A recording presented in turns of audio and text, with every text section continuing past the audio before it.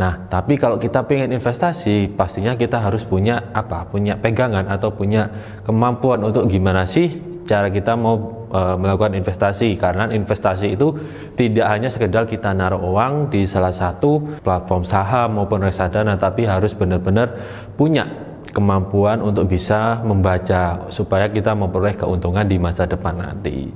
Gimana caranya? Saksikan terus di video kali ini.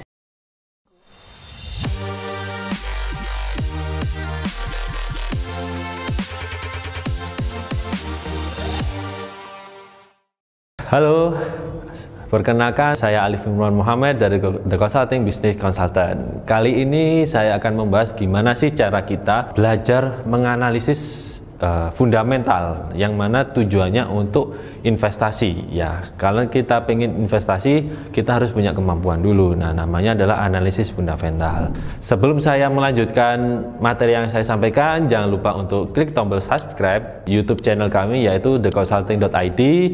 Dan jangan lupa klik tanda lonceng supaya Bapak Ibu semua menerima notifikasi seputar konten video kami yang akan kita upload setiap minggunya.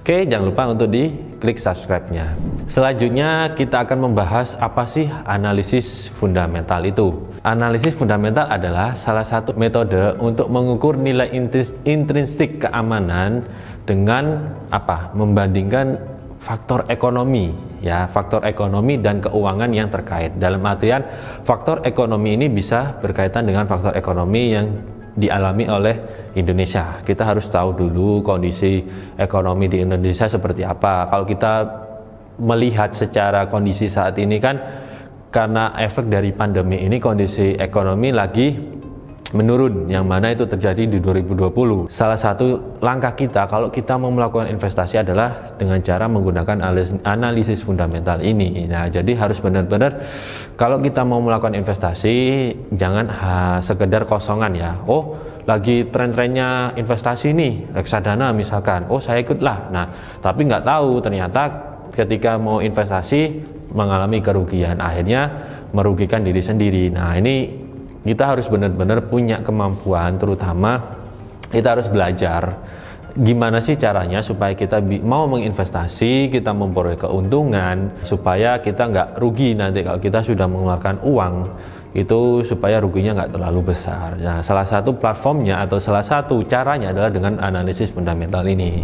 Oke, selanjutnya apa sih indikator dalam hal kita mau menganalisis fundamental? Sebetulnya indikatornya itu cukup banyak. Nah, kali ini saya akan menjelaskan secara umumnya biasanya yang digunakan oleh para investor untuk apa? Melakukan analisis ya, menggunakan metode analisis fundamental ini. Yang pertama ada earning per share, yaitu adalah membandingkan laba bersih dibandingkan jumlah lembar saham yang dimiliki suatu perusahaan tersebut. Jadi istilahnya gini, kita membandingkan kira-kira berapa sih lembar saham yang kita punya ini, setiap satu lembar saham itu memperoleh keuntungan berapa. Misalkan saya punya 1000 lembar saham, ternyata perusahaan yang saya taruh modalnya ini memperoleh keuntungan sebesar 100 juta.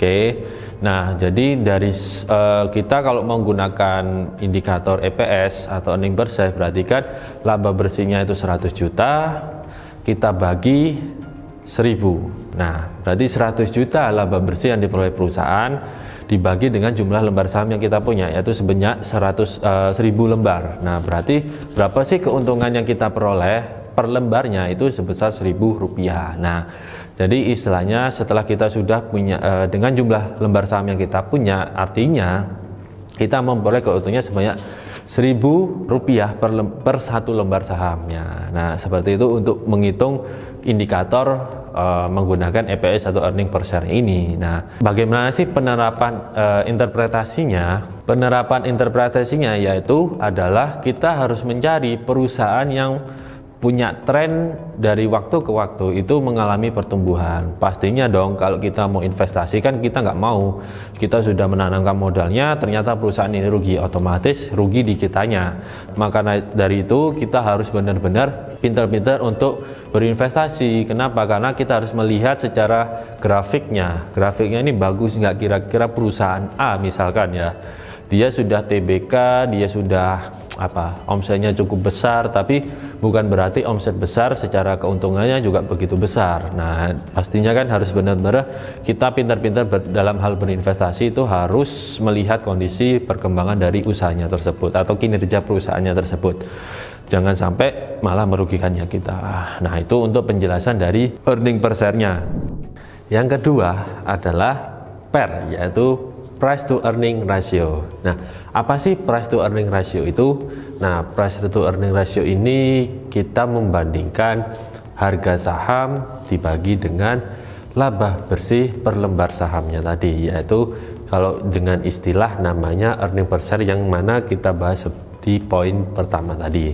Nah, tujuannya kita kan pengen tahu nih kira-kira butuh waktu berapa lama supaya kita sudah menginvestasikan uang kita ke salah satu perusahaan, butuh waktu berapa lama kita memperoleh keuntungannya. Nah, misalkan kita punya harga sahamnya itu dengan harga, misalkan kita ambil contoh 100, kita bandingkan dengan keuntungan laba bersih keuntungan bersih per lembar sahamnya. Ternyata yang mana kita hitung sebelumnya itu nilainya adalah 20, misalkan Rp20 per lembar sahamnya. Berarti kita bagi antara 100 dibagi dengan 20 ketemunya 5. Nah, biasanya satuan yang digunakan untuk PER ini adalah kali ya. Jadi ibaratnya gini, kenapa kok kali? Kalau kita interpretasikan dalam artian dengan perhitungan contoh tadi, bahwa dalam kita ketika mau investasikan dana kita ke salah satu perusahaan ini, berarti kita akan memperoleh keuntungan dengan asumsi